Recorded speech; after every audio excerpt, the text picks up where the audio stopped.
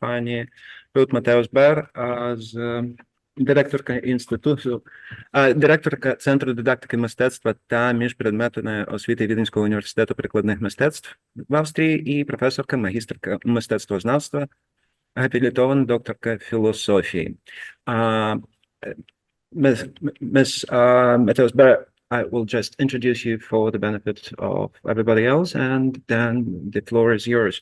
So our next speaker is Ms. Ruth MATEUS-BERRR, University Professor, Magister at Arts, Doctor of Philosophy, Director of the Center for Art Didactics and Interdisciplinary Education at the University of Applied Arts in Vienna, Austria. So, Ms. MATEUS-BERRR, please. Thank you very much. I hope you can see it. Can you hear me? Yes. Okay. Yeah. Thank you very much for this beautiful introduction. Your Excellencies, distinguished guests. So to give you an image from the pictures before, that was the visit on the ship, and that was the sunflower. I'm sorry for this technical issues. Okay, let's start again. Moving lines. Lines move, borderlines. They shift in different directions depending on reporting and realities. In order to approach the topic of art in the context of the Russian-Ukrainian war, artistic strategies, discursive practices, and vectors of understanding artistically, to stay with the theme and the conference, I looked at the philosophy of the line in Tom Ingold and Paul Klee, who believes that the line that develops freely and its own time. And when reading, the eyes follow the same path that the hand has taken when drawing. But reading alone is not enough in the artistic process. And reading about the freedom of the line in the context of the current invasion of Ukraine and the war makes me shudder. The Ukrainian writer, I'm sure I spell it wrong, Serhiy Zhadan, who was honored in Frankfurt's Paulskirche in autumn 2022 for his statements against the Russian invasion of his country, described the emotional situation in the face of the horror in Ukraine as one that makes it impossible for people to breathe freely and speak easily.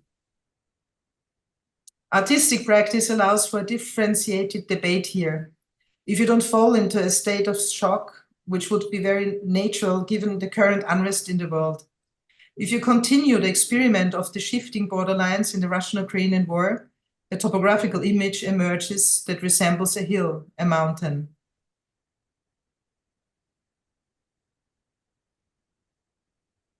This work was created in a very short time and is only a prototype of an idea for working with this topic and might be finished next year at the next conference. This mountain, this hill, is a metaphor for the challenges that need to be overcome. This work can now be expanded on a daily basis. It can be compared with the various reports and developed topographies by shifting the lines on the sheet. This creates associations in the art that trigger questions, but also opportunities to engage philosophically with the subject matter. For Klee, according to Thorsten Botz-Bornstein, measurement is the characteristics of the line. Where the possibility of measurement is in question, Klee believes that the line cannot be handled with absolute purity. In Derrida's philosophy of the trace, as well as in Deleuze and Guattari reflections on the rhizome, it is not a matter of pictorial, but also semiotic and topological phenomenon. Geometry is not an experimental science as it does not deal with natural bodies, but Poincaré describes it as a concept of our mind. Euclidean geometry consisted of separating the lines from its surface. Non-Euclidean geometry reinforces this paradigm. And Poincaré suggests that it is not imposed on us as a form of our sensibility, but as a form of our mind.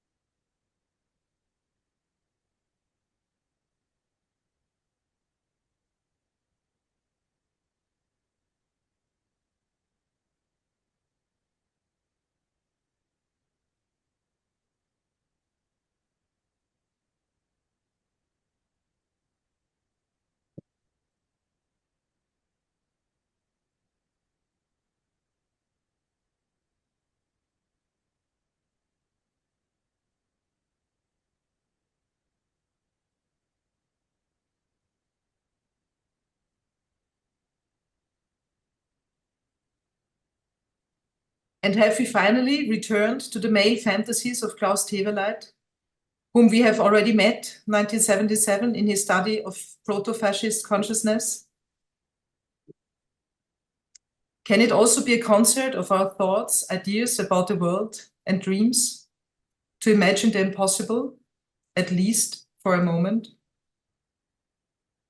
Please allow me to share a few more thoughts with you now, questions that have come to my mind. Perhaps you would also like to share these with me and imagine lines in your mind. These thoughts were voiced at a conference organized last week by the Ibero-American Association of Teachers of Visual Expression and Communication, APEC in Portugal. Each participant received a piece of paper and should draw a line on it. The project was driven by Ana Isabel, Sarah Rocha, Leonardo Chareo. Then all the papers were put together, and some were turned upside down. The line and the borderline changed. The line which remains.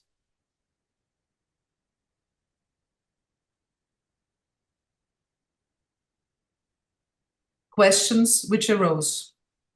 Which line now?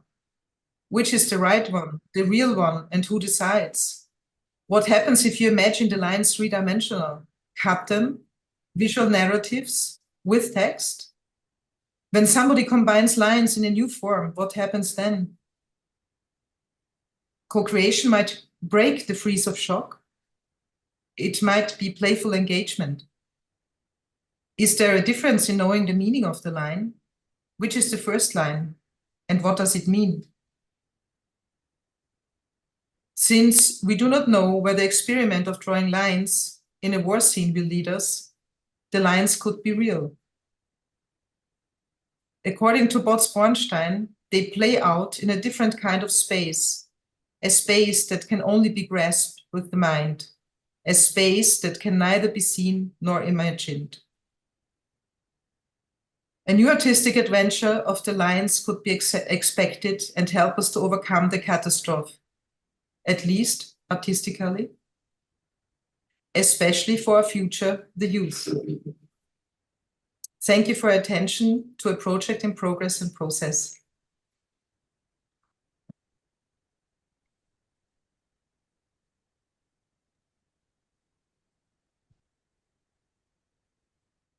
Thank you, Ruth, for your so touching insight. I just want to say that all our lines and perspectives are broken today, or see like a broken, but we believe that all our lines will be aligned in the future and we will move forward on our own trajectory, not the one that Russia wants. So thank you very much again.